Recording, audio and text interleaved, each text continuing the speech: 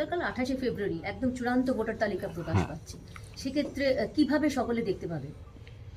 আর কখন থেকে কখন প্রকাশ থেকে হবে? দেখা যাবে?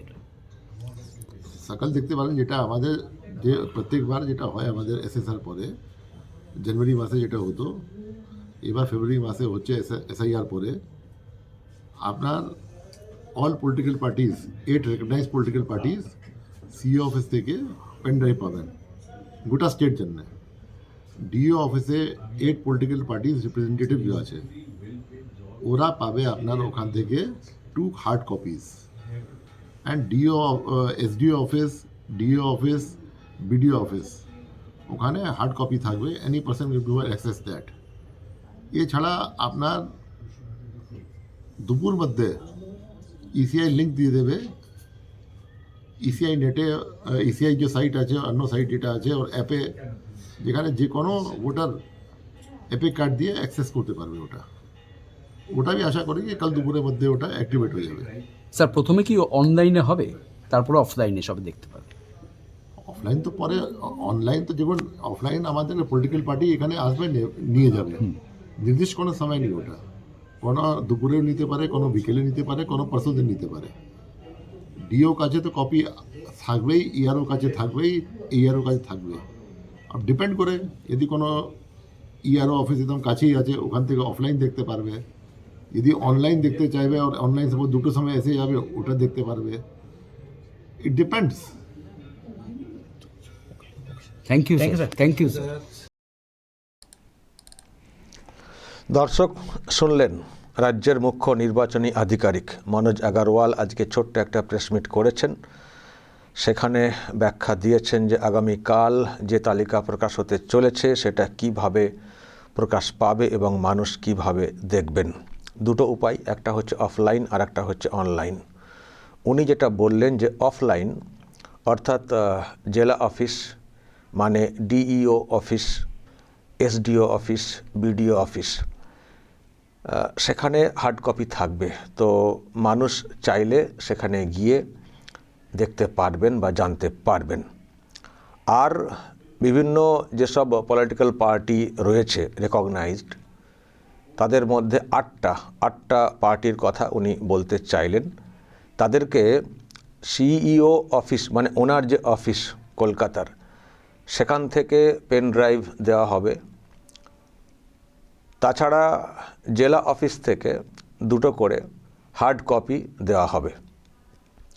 তো তার মানে পার্টির যারা লোকজন তাদের কাছেও এই তথ্য থাকবে। তো মানুষ চাইলে সেখান থেকেও জানতে পারবেন অফলাইনে। আর সেই সঙ্গে অনলাইন সেটাও করছে কমিশন জানার জন্যে। তো সেটা দুপুরের দিকে অন হবে, যেটা উনি বলার চেষ্টা করলেন। তো অনলাইনে যে কোনো মানুষ নিজের বিষয়টা খুব সহজেই দেখতে পারবেন বা জানতে পারবেন যে তার নামটা আছে কি নেই। এখন নিশ্চয়ই দর্শক আপনাদের মধ্যে একটা কৌতূহল যে অনলাইনে কি করে জানবো। আমি তার একটা উপায় আজকে বলে রাখি। কালকে যখন তালিকা প্রকাশ পাবে, যখন সত্যিই দেখতে পাওয়া যাবে, আমি তখনও একটা ভিডিও করে ছাড়বো, যাতে করে আপনাদের সুবিধা হয় দেখার ক্ষেত্রে। কারণ এটা সত্যি সমস্যার। সেই বিডিও অফিস, এসডিও অফিস যাও বা কোনো পলিটিক্যাল পার্টির লোকজনদের কাছে যাও, সত্যি সমস্যা। তো যখন অনলাইনে দেখার উপায় থাকে, এবং এখন তো সবার হাতেই স্মার্ট ফোন রয়েছে, তো সহজেই দেখা যায়। ফলে কিভাবে দেখা যাবে সেটা জানাটা খুবই জরুরি। তো সেজন্য কালকে তো একটা করবই, তবে আজকেও একটা প্রসেস বলে রাখি কিভাবে দেখবেন। উনি তো বললেন দুপুরের দিকে দেখা শুরু হবে। তো কি করে দেখবেন? দেখুন দর্শক, প্রথমে যেটা করতে হবে, আপনাদের মোবাইল বা কম্পিউটার, ল্যাপটপ যা সব আছে, সেখানে প্রথমে গুগলে যাবেন। এই যে গুগল, এখানে গিয়ে জাস্ট টাইপ করবেন ইসিআই, এটা করলেই হয়ে যাবে। করেই এন্টার বা সার্চ মারবেন। এই যে খুলে গেল page, official log in ECI বলে আছে। আচ্ছা, এর সঙ্গে দেখবেন যদি খুব সহজে ডিরেক্টলি ঢুকতে চান আর কি, এখানে এই যে আমি নামাচ্ছি, তো নামিয়ে এই যে এটা দেখতে পাচ্ছেন, search in electoral role voters service portal বলে, এটাতে একেবারে ডিরেক্টলি ক্লিক করবেন। দেখুন এই একটা পেজ খুলে গেল, সার্চ ইন ইলেকটোরাল রোল। এখানে দেখুন search by EPIC, search by details, search by mobile বলে রয়েছে। আমি প্রথমে সার্চ বাই এপিক এটাই আপনাদেরকে দেখাচ্ছি। এই যে প্রথমে যেটা রয়েছে, এই যে নিচে যেটা খোলা রয়েছে, আবার এখানটায় ক্লিক করলে এরকম আসবে, এই মানে সার্চ বাই ডিটেলে। আর সার্চ বাই মোবাইলে এইভাবে আসবে, ক্লিক করলে এরকম পেজ আসবে। আমি প্রথমটা যেটা ছিল সেটা দেখাচ্ছি আপনাদেরকে, সার্চ বাই এপিক, যেটা খুব সহজ আর কি সার্চ করা। তো এই পেজটা খুলে দেখুন একেবারে মাঝখানে একটা থাকবে, আমি জানি না আপনারা কতটা দেখতে পাচ্ছেন, ছোট ছোট লাগবে হয়তো মোবাইলে, তো চেষ্টা করবেন বড় করে দেখার। এখানে সিলেক্ট ল্যাঙ্গুয়েজ, আমি গতবার দেখেছিলাম ল্যাঙ্গুয়েজটা সিলেক্ট না করলেও হবে, তবুও কেউ চাইলে করতে পারেন। এখানে ক্লিক করলে লিস্ট দেখাবে, সেখানে বেঙ্গলি সিলেক্ট করে দেবেন। তারপরে এই বাঁদিকে এখানে এপিক নাম্বার, আপনাদের যে ওই যে যখন এসআইআর হচ্ছিল তখন যে ফর্মটা দেওয়া হয়েছিল, যদি আপনারা এপিক নাম্বার অন্য কোথাও না পেয়ে থাকেন, সেই ফর্মের তো একটা কপি আপনাদের কাছে আছে, দেখবেন সেই ফর্মের কপির একেবারে উপর দিকে বাঁ দিকের কোণটাতে এপিক নাম্বারটা রয়েছে, ওটা দেখে জাস্ট এখানে পুট করে দেবেন, এই জায়গাটায় পুট করে দেবেন বাঁ দিকে। আর একেবারে ডান দিকে দেখুন স্টেট, এখানে আপনাদেরকে একটা ক্লিক করতে হবে, ক্লিক করলেই পুরো লিস্ট বেরিয়ে আসবে, বিভিন্ন রাজ্যের লিস্ট। আপনাদের সবার শেষের রাজ্যটা মানে ডব্লিউ দিয়ে, তো মানে ওয়েস্ট বেঙ্গল, তো ডব্লিউ দিয়ে শুরু, তো সেই ওয়েস্ট বেঙ্গলটা ক্লিক করে দেবেন, সিলেক্ট করে দেবেন, হয়ে গেল। এবার নিচে এই যে চলে আসবেন, এই যে বাঁদিকে যেটা রয়েছে এটা জাস্ট দেখে ডান দিকটাতে পূরণ করতে হবে লেখাটা। এটা যে বাঁদিকে যেমন যে R255YH আছে, এরকম জাস্ট পরপর ডান দিকের এই ঘরটাতে টাইপ করতে হবে, জাস্ট যেমন আছে তেমনটা টাইপ করতে হবে। টাইপটা করেই এই যে তারপরে সার্চ বলে যেটা রয়েছে এখানটায় ক্লিক করবেন। এখানটা ক্লিক করলেই আপনাদের পুরো ডিটেলস পেজ কিন্তু খুলে চলে আসবে। এখন তো আসবে না, এখন আমি এপিক নাম্বার দিইনি, ফলে এখন তো সম্ভব না, এখন তো অনও নেই সম্ভবত। তো যাই হোক, আমি এপিক নাম্বার দিইনি, তো এপিক নাম্বার আপনারা যে যা দেবেন বাঁ দিকটাতে। আবারও বলছি দর্শক, খুব সহজ ব্যাপার, ল্যাঙ্গুয়েজটা সিলেক্ট করতেও পারেন নাও পারেন, তবু করে নেবেন বেঙ্গলি। বাঁদিকে এপিক নাম্বার দিয়ে দেবেন, ডান দিকে ওয়েস্ট বেঙ্গল সিলেক্ট করে দেবেন, মানে এখানে ক্লিক করলেই বা হাত দিলেই ওখানে বিভিন্ন রাজ্যের লিস্ট বেরোবে, ওখানটায় ওয়েস্ট বেঙ্গলটা ক্লিক করে দেবেন, সিলেক্ট হয়ে গেল। আর জাস্ট এই তারপর নিচেতে এই যা রয়েছে বাঁদিকে জাস্ট দেখে ডান দিকটাতে টাইপ করে দেবেন। টাইপ করে দিলেই তারপর সার্চ দিয়ে দেবেন, একবারে দেখবেন আপনাদের ডিটেলস চলে এসছে, আপনাদের নাম আছে কি নেই জেনে যাবেন। এখানে আরেকটা বিষয় বলে রাখি দর্শক, যেটা গতকাল সিইও ব্যাখ্যা দিয়ে দিয়েছেন। এই যে নাম বাদ বলে যে কথাটা হচ্ছিল, 1,20,00,000 বাদ যাবে, রাজ্যের মুখ্যমন্ত্রীও বলেছেন এত নাম বাদ যাবে। 14 তারিখের পর থেকে লগইন পাসওয়ার্ড যেহেতু ওনাদের হাতে ছিল, সব বাদ দিয়ে দেওয়া হয়েছে, ছুপা রুস্তুম চুপি বাদ দিয়ে দেওয়া হয়েছে, বলেছেন না মুখ্যমন্ত্রী দুদিন আগে। তো ফলে সবাই এখন চিন্তায় আছেন বা আছি, কার নাম থাকবে কার নাম থাকবে না। কিন্তু কমিশন কিন্তু একটা কাজ খুব ভালো করেছে, আমি তো বলবো কমিশন এটাকে একটা ভালো স্ট্রোক দিয়েছে।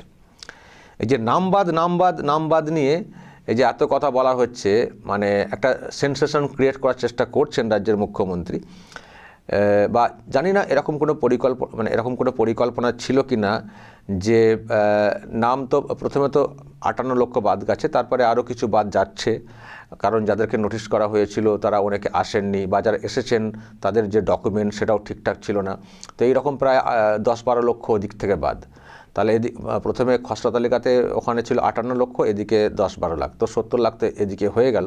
আবার কিছু অ্যাডও হয়েছে, নতুন করে কেউ অ্যাপ্লাই করেছেন, অ্যাডও হয়েছে, ফলে সেখানটা খানিকটা আবার প্লাস মাইনাস হবে। কিন্তু সেই সঙ্গে যাদের ওই লজিক্যাল ডিসক্রিপেন্সি মানে অসঙ্গতি তথ্যে রয়েছে, সেটা তো একটা বড় সংখ্যা, 60 লক্ষ প্লাস। তখন এদেরকেও তো বাদের তালিকায় আপাতভাবে ধরা হচ্ছে। বাদের তালিকায় বলতে মানে ফাইনাল লিস্টে ওনাদের নামটা ইয়েস হিসেবে, মানে নামটা থাকছে নথিভুক্ত হিসেবে তো হবে না। ফলে ওটাকে ধরে নিয়ে একটা বলা হচ্ছিল যে প্রায় 1,20,00,000 বাদ যাবে, এবং এদেরকে ইচ্ছে করে এরকম করা হয়েছে। এরকম সিস্টেম ছিল না, এরকম রুল ছিল না, অসঙ্গতি ইত্যাদি করে নামকে বাদ রাখা এরকম ছিল না। এরকম জাস্ট এই বাংলার জন্য করেছে ইলেকশন কমিশন, এই বাংলাকে এ করার জন্য সে করার জন্য, যেটা বলে থাকেন আর কি দিদিমণি, সেইভাবে সব বলেছেন। ফলে এত নাম বাদ যাবে, তাদের কি হয় ভবিষ্যৎ, এই সব নিয়ে উনি খুব একটা সেন্সেশন ক্রিয়েট করার চেষ্টা করছিলেন। বলছিলেন যে তালিকাটা প্রকাশ পেলে যায় না কি হবে রাজ্যের অবস্থা ইত্যাদি ইত্যাদি। কিন্তু দর্শক, কমিশন কিন্তু একটা খুব ভালো কাজ করছে। আমি তো বলবো আবারও যে একটা মাস্টার স্ট্রোক দিয়েছে কমিশন। মানে এই বিষয়টাকে নিয়ে এই রাজ্যের মুখ্যমন্ত্রী যাতে না বেশি চেঁচামেচি করতে পারেন বা ওই পলিটিক্স করতে না পারেন, তার জন্য একটা কৌশল মানে করে দিয়েছে। কি করেছে? এই যে আমি দেখালাম আপনাদেরকে না, যে এইভাবে চেক করবেন। এইভাবে চেক করলে খসড়া তালিকাতে যাদের নাম এসছিল, খসড়া তালিকাতে যাদের নাম এসছিল ওই 58 লাখ বাদ দিয়ে যাদের নাম ছিল, তাদের প্রত্যেকের নামই কিন্তু দেখতে পাবেন, প্রত্যেকের নামই। মানে ওই এপিক নাম্বার দিয়ে চেক করলে, যাদের চেক করার লোকই নেই সেটা আর কি করবেন, সেটা আলাদা বিষয়। যাদের নাম আছে, যাদের এপিক নাম্বার আছে, তারা ওখানে পুট করলে তারা প্রত্যেকেই তার নাম দেখতে পাবেন। কারণ নাম কিন্তু নির্বাচন কমিশন আগামীকালকের তালিকাতে বাদ সেই অর্থে দিচ্ছে না। বাদ দিচ্ছে না বলতে মানে ওখানে কি করছে কমিশন কতগুলো ক্যাটাগরি করে দিচ্ছে। একটা হচ্ছে যে যাদের নাম একেবারে নিখুঁত, কোনো সমস্যা নেই, তারা তো পরিষ্কার তাদের ডিটেলস দেখতে পাবেন। কিন্তু যাদের নামে প্রবলেম আছে, প্রবলেম বলতে দুটো, একটা তো পুরো ডিলিট করে দেওয়ার বিষয়টা, আর একটা হচ্ছে এখনও যাচাই বাকি, মানে বিচারাধীন যে বিষয়টা, যেটা এখনও বিচারকদেরকে দিয়ে যেটা করার চেষ্টা হচ্ছে। তো এখানে যেটা থাকবে আগামীকাল, প্রত্যেকেই তার এপিক নাম্বার দিয়ে চেক করতে পারবেন। তো যাদের নাম ফ্রেশ, তো ফ্রেশলি তো ডিটেলস পেয়ে যাবেন, কিন্তু যাদের প্রবলেম আছে ডিলিট বা বিচারাধীন, সেটা মানে তাদের নাম থাকবে এবং সেখানে ওই জাস্ট নোট থাকবে আর কি, একটা করে। একটা হচ্ছে মানে ডিলিটেড, আর একটা হচ্ছে বিচারাধীন যে বিষয়টা, সেটা কিন্তু উল্লেখ থাকবে। বুঝতে পারছেন কথাটা? আমি ভালো করে, আর আমি জানি না কতটা বোঝাতে পারছি। মানে প্রত্যেকের নামই কাল দেখতে পাবেন, কিন্তু নামটা কি অবস্থায়, এটা কি তালিকাভুক্ত ফাইনালি, নাকি ডিলিট হয়ে গেছে, নাকি এখনও বিচারাধীন, এটা কিন্তু প্রত্যেকে জানতে পারবেন।